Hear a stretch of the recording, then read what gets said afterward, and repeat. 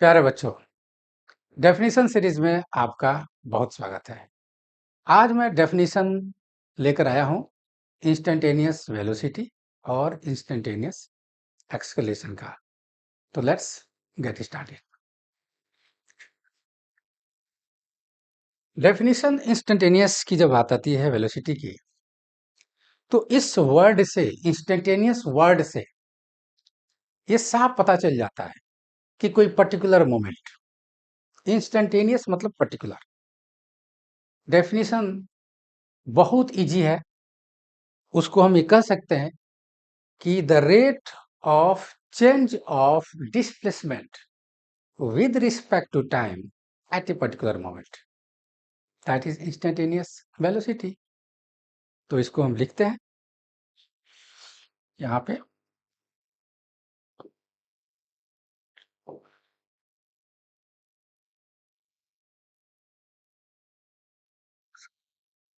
ठीक है। इसका डेफिनेशन में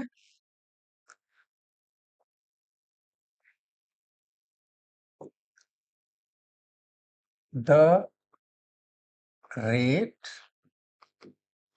of change of displacement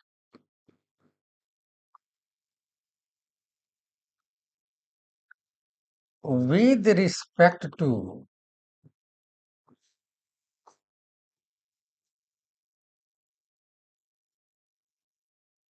time is called instantaneous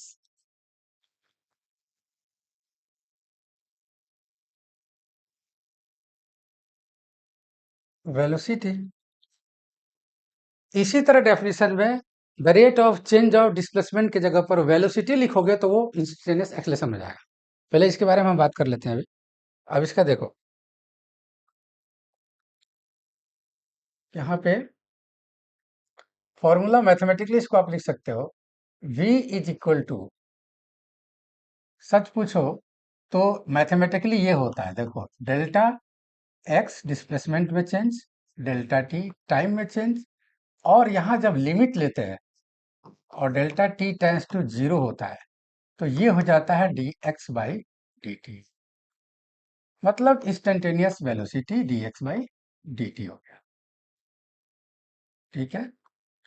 similarly जब इंस्टेंटेनियस एक्सेलरेशन की बात आएगी तो उसमें भी सेम हम लिख सकते हैं इंस्टेंटेनियस एक्सेलरेशन के बारे में।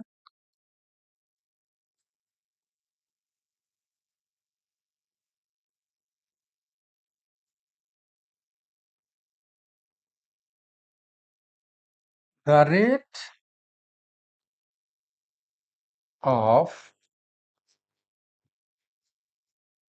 change of velocity with respect to time,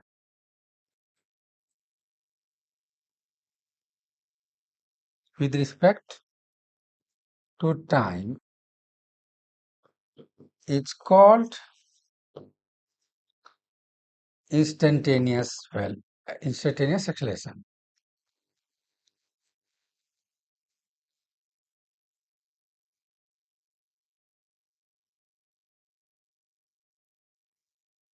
ये देखो, और इसमें भी